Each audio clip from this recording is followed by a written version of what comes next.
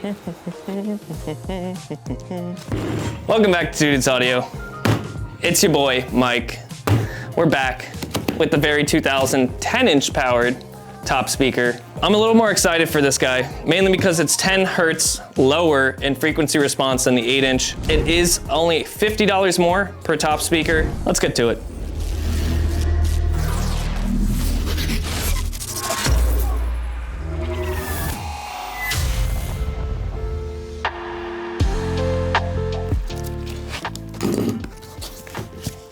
Comes with a warranty, owner's manual, 6-foot power cord, which is always nice to have. Styrofoam insert. This is one thing that I do love about Harbinger. They have continued doing this for just about all their speakers, is putting in this thick foam cardboard insert. Another big thing that I always appreciated about Harbinger, which not everyone does, is they put it in plastic bag. It's sealed. So we have the same recessed top handle, which the 8-inch had. I do really like these. They are easier on the wrist. Not only that, but aesthetically wise, they look a lot better. You have your rubber feet for monitor mounting. You have the same amount of inputs, input 1, input 2, a Bluetooth input that also shares the 1/4 inch. You also have your treble, your bass knob. You do have some presets here. You can also change just about anything you want in terms of whether you want it to be guitar-based, line-based, microphone-based. Harbinger is one of those that just kind of gives you multiple options, which we have always loved. There's not a lot of companies out there that will give you as many options as Harbinger will without spending, you know, a substantial amount more. Nice solid metal grille. Indicator light, which will show you clipping, show you Bluetooth pairing, everything like that. You have a sticker, which viewers have said this before, and I have actually overlooked it a few times, but when you peel this sticker off, you actually do not get any glue residue. All right. It's fine. It just it just delaminated a little bit. Harbinger. Come on. Harbinger, Harbinger, Harbinger. Oh, got it. Oh, it wasn't even in the jimmies. That hit me in the pelvic bone. Oh, okay. Back to it. You do include a set screw, which is incredibly nice of you to include, but this again, this again.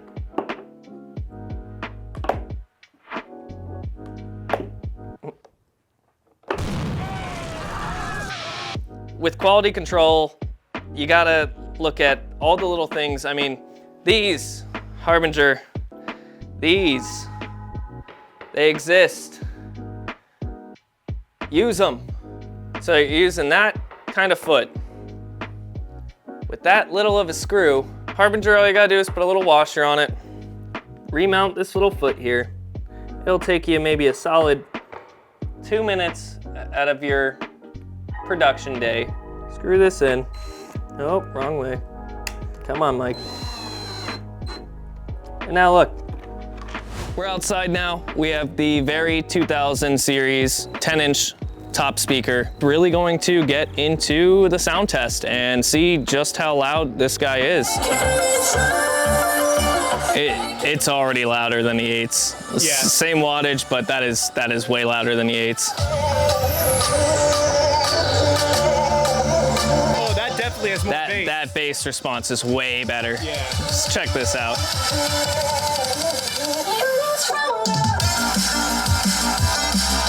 Wow.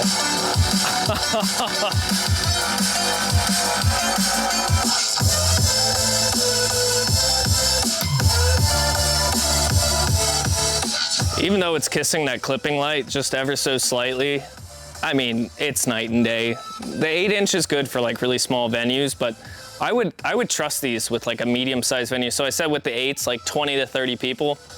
With this thing, you could do 40 to 50, even. Oh yeah. Even more. A little other sample here.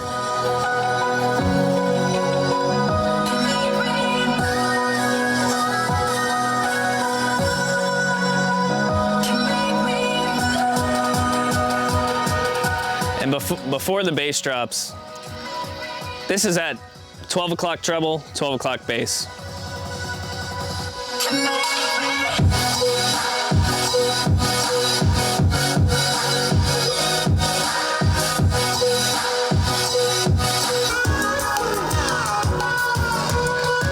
Oh, they're starting to break up. Yeah. All right, so I wouldn't put them more than 75% gain. Yeah, it was definitely dying. That was, like, yeah, no. So this is gonna be the pink noise test.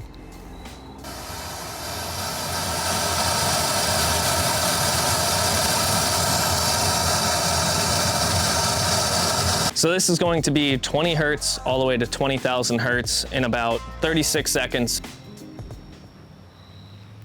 50 hertz. 100. 200. 500.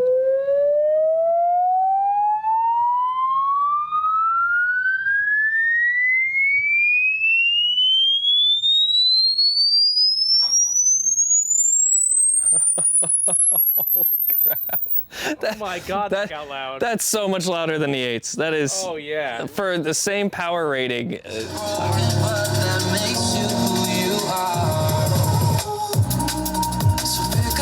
Oh, it brought it down. Let me lower the gain a little. So that was with it up all the way. I'm gonna bring it back down to about 3/4 gain. So let's get a little better idea of a realistic decibel response. We're also, I'd say about 25, 30 feet.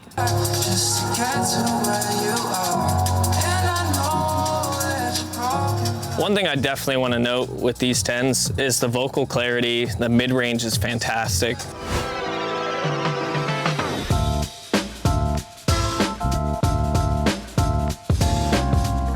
All right, let's take a look here.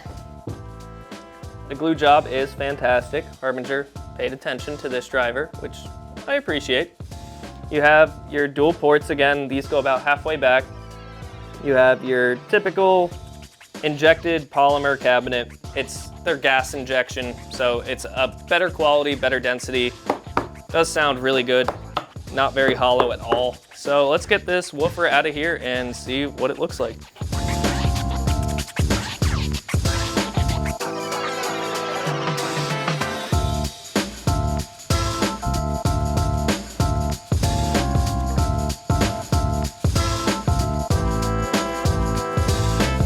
See if I can try to gently persuade. It always ends up like that. Let's see what we got here. Ooh. Oh, we got the... Here's the woofer. It actually... Ooh. In comparison, we have the very 8-inch 2000 series driver here. They do actually have the same exact diameter vent hole on the motor assembly. Voice coil diameter is actually the same. The spider themselves is the same as well. They're, you know, just your standard regular tinsel lead. Nothing too crazy. They both have grills on the back. The 10-inch driver does have a bigger magnet. The one thing that I do have to note, and I was talking to Chaz about this, I think what they did with the 10-inch driver is I think the voice coil to magnet gap is a lot closer, which increases the sensitivity of the 10-inch driver. The other thing too is the basket itself is slightly different. So the basket actually has these like dimples, like as if you were going to do basket venting, where the 8-inch does not. 8-inch is completely smooth. Another thing that Chaz and I were looking at, the gasket material. It is very thin. It is a little sloppy on the 10-inch compared to the 8-inch. Like the 8-inch actually has a little bit better and more uniform. You see that? It's not really lined up too hot. I'm trying to find reasons to complain. It's really not that big of a deal. I just like to really kind of nitpick at things and tell you what you're paying for. It does share the same kind of cone material. It's a paper cone with a pulp kind of like doping. They call it like a pulp pressed cone. It just kind of helps with cutting down little nuances in like mid-range resonance and things like that. We're gonna give it a quick free ear test. We're gonna take apart this front fascia. We can already tell that the high frequency driver in the 10-inch is exactly the same as the 8, so we're not gonna talk about that too much, but we'll still show you.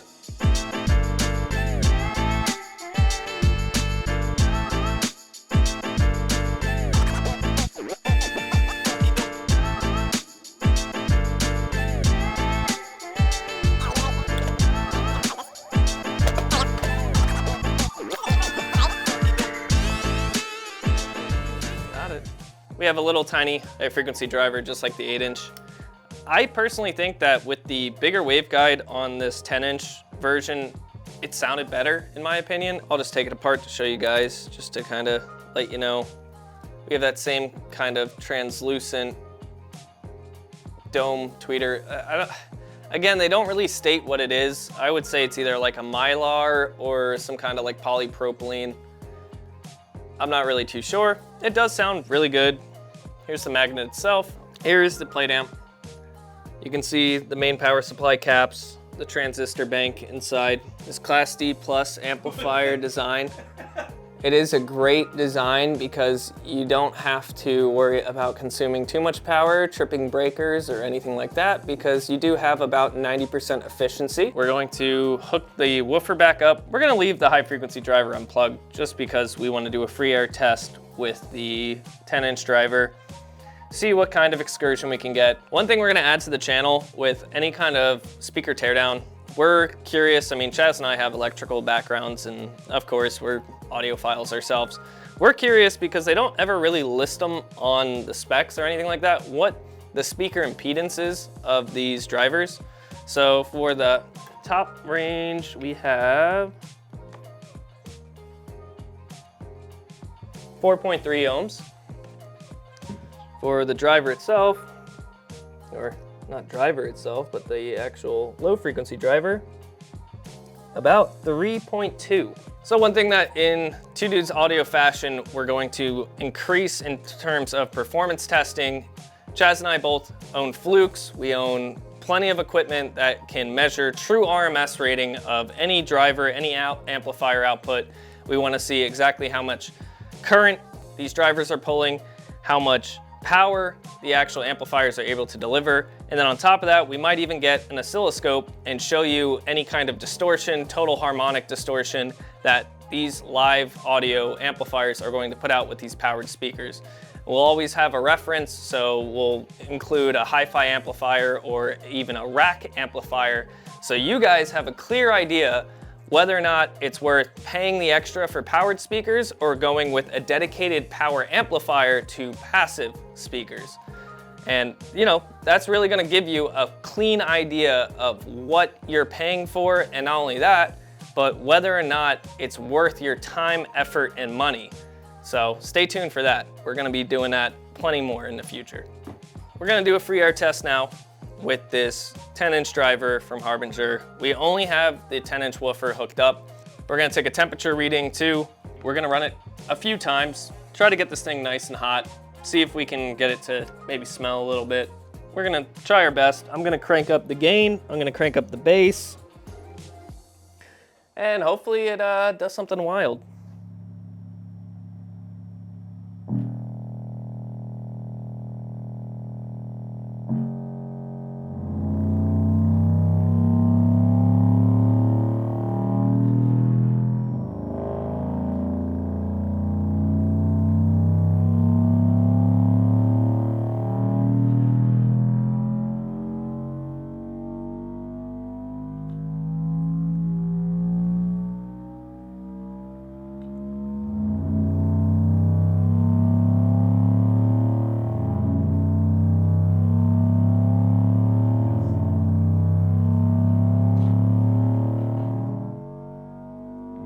Let's see what the amplifier looks like. Ooh, it is actually a little warm. We're looking at about 75, still about 70, 75 degrees. Hey, all right. Now that took it like a champ.